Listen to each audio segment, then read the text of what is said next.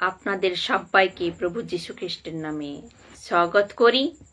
আজকের টপিকটি হলো এক পরমেশ্বর আছে, এক ঈশ্বর আছে। প্রথমে বাক্যটি পড়ব, তারপর আপনাদেরকে বলবো। বাক্যটি হলো হিব্রুদের কাছে পত্র 11 অধ্যায় 6 নম্বর বাক্য। যে কেউ ঈশ্বরের কাছে আসে তাকে অবশ্যই বিশ্বাস করতে হবে যে ঈশ্বর আছেন, অর্থাৎ পরমেশ্বর আছেন।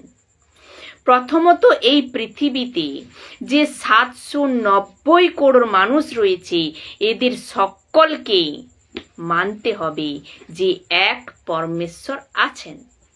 বিশেষ করে নাস্তিক লোক যে ঈশ্বরের ওপর বিশ্বাস করে না, ওই নাস্তিক লোককে মানতে হবে যে এক ঈশ্বর আছেন।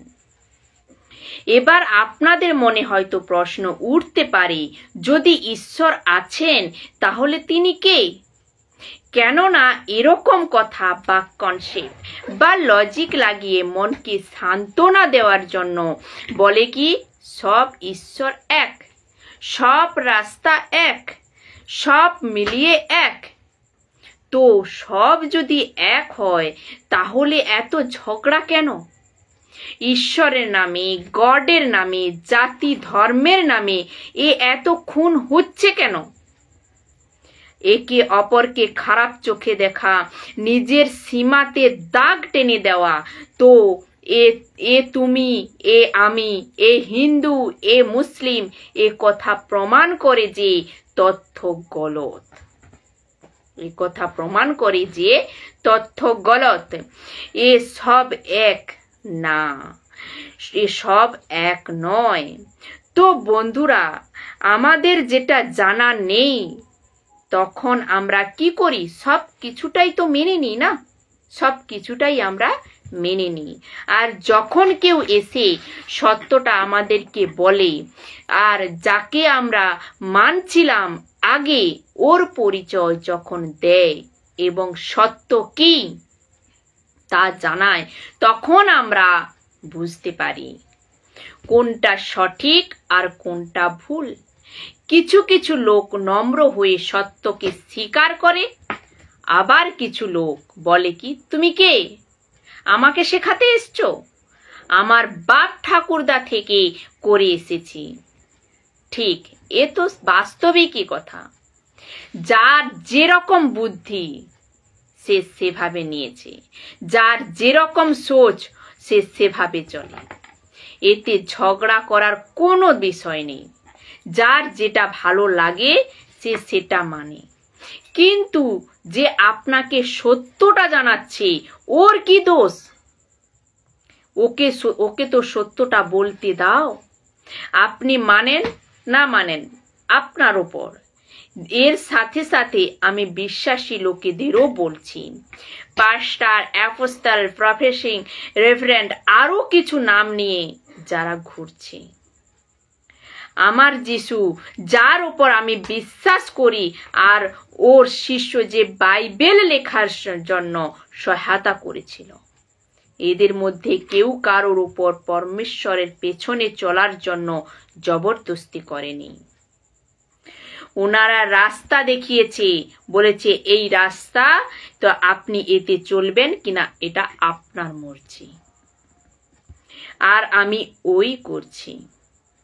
আর এই ভিডিওর দ্বারা আমার ভাই, বোন, ছেলে, মেয়ে, এমনকি থার্ড জেন্ডার, আপনি খ্রিস্টান না। খ্রিস্টান অর্থাৎ যিশুর পেছনে চলা। আপনারা কোনো দিন বাইবেল পড়েননি, আর জরুরতও পড়েনি, কেননা আপনার তো এ লাইন না।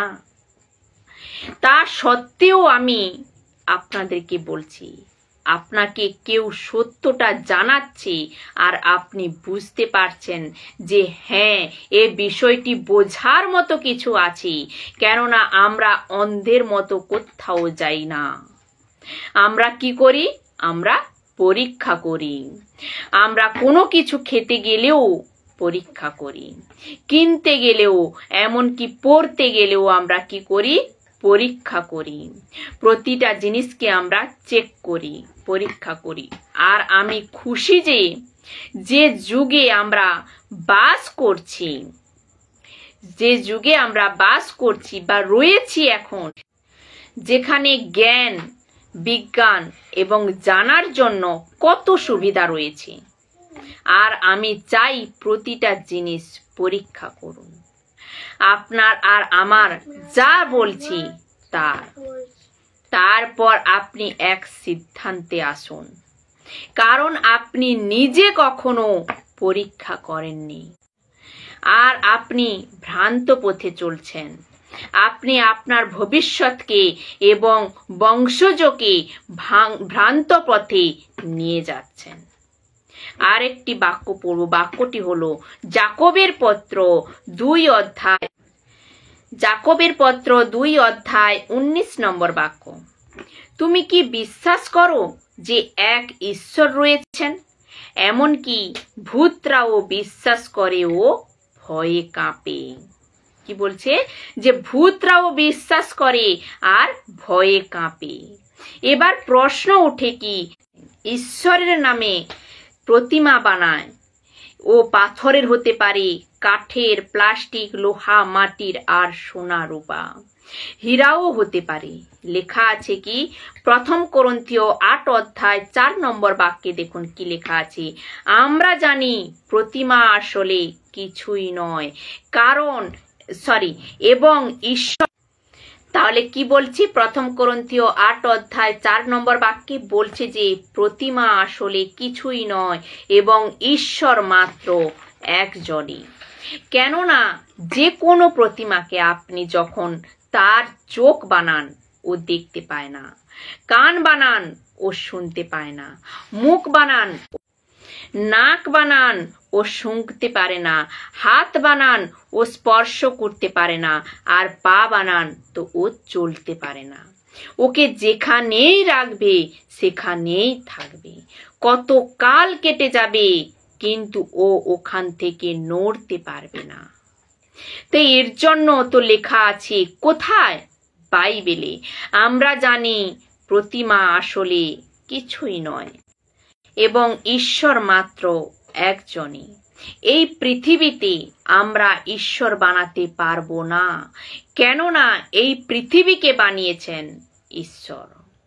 আমি যে বলছি, আমি তো রক্ত মাংসে গড়া মানুষ, কিন্তু বাইবেলে যে আদম আর হওয়াকে বানিয়েছেন মাটি থেকে বা মাটির, যেখানে মানুষ মাটি দিয়ে তৈরি হয়েছে, আর যে পরমেশ্বর মাটি দিয়ে বানিয়েছেন ওই মানুষের কি শক্তি রয়েছে যে তাকে বানায়? একে মূর্খতার কাজ বলে। তো বন্ধুরা ধ্যান দিয়ে শুনুন। আপনি পড়ালেখা করেছেন, জ্ঞানী ব্যক্তি হয়েছেন এবং অনেক বইও পড়েছেন। এই বিষয়ে একটু ভেবে দেখুন, কি কোনো মানুষ উপরওয়ালাকে বানাতে পারে? সব মানে বলে আপনিও মানবেন? সবাই মানে বলে আপনিও মানবেন? সবাই চলে বলে আপনিও চলবেন? আপনি পড়ালেখা করেছেন তো একটু বুদ্ধি লাগান। এবার আপনাদের মধ্যে হয়তো প্রশ্ন উঠতে পারে যে আমরা কি করে জানবো যে এক ঈশ্বর আছেন? দেখুন বাক্যে কি বলছে। কোন বাক্য? 1 তিমোথী 2 অধ্যায় 5 নম্বর বাক্য।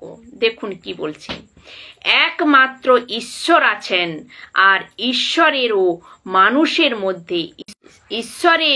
মানুষের মধ্যে কেবল একমাত্র পথ আছে, যার মাধ্যমে যিনি নিজেও একজন মানুষ ছিলেন।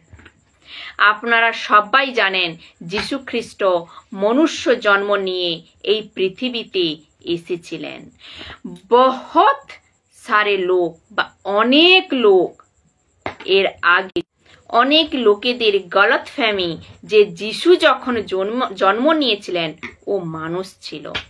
ও কিভাবে গড, ভগবান, ঈশ্বর হতে পারে এ জানতে হলে 1.5-2 ঘন্টা লেগে যাবে। বহুত বড় কাহিনী। যিশুর জন্ম মানুষের মধ্যে কেন হয়েছিল? কেননা মানুষকে বোঝানোর জন্য যে যিশু ঈশ্বর হওয়া সত্ত্বেও মানুষ রূপে জন্ম নিয়েছিল। এ বহুত বড় সত্য। লাখো লাখো লোক একে বুঝতে পারছে না, আর এদের যে বুদ্ধি তা শয়তান অর্থাৎ দিয়াবল বেঁধে রেখেছে। তো 2 করন্থীয় 4 অধ্যায় 4 নম্বর বাক্যে কি বলছে দেখুন। এই যুগের দেবতা অবিশ্বাসীদের মন অন্ধ করে রেখেছে, যাতে ঈশ্বরের প্রতিমূর্তি যে খ্রিস্ট তার মহিমা সুসমাচারের আলো তারা দেখতে না পায়। এবার প্রশ্ন উঠতে পারে যে যিশুকে কেন মাধ্যম হিসাবে পৃথিবীতে আসতে হয়েছিল? বাক্যে কি বলছে যে কলসীয় 1 অধ্যায় 15 নম্বর বাক্য দেখুন কি বলছে। কেউই ঈশ্বরকে দেখতে পায় না, কিন্তু যিশুই অদৃশ্য ঈশ্বরের প্রতিমূর্তি এবং সমস্ত সৃষ্টির প্রথমজাত। এই যে লেখা আছে না প্রতিমূর্তি, অর্থ হলো who is the image of invisible god. যিশু কে ছিলেন? পরমেশ্বরকে এই পৃথিবীর ওপর মানুষ জাতিকে বোঝানোর জন্য যে মাধ্যম বানকার এসেছিলেন ও পরমেশ্বর ছিল, আর পৃথিবীতে 33.5 বছর পরমেশ্বরের প্রতিমূর্তি বেনে এই পৃথিবীর ওপর ঘুরেছিল। কলসীয় 2 অধ্যায় 9 নম্বর বাক্যে কি বলছে? কারণ ঈশ্বরের সম্পূর্ণতা খ্রিস্টের দেহের মধ্যে বাস করছে। ঈশ্বর কেমন, তার স্বভাব, নেচার, তাকত, শক্তি সবকিছু যিশু মধ্য দিয়ে দেখিয়েছে।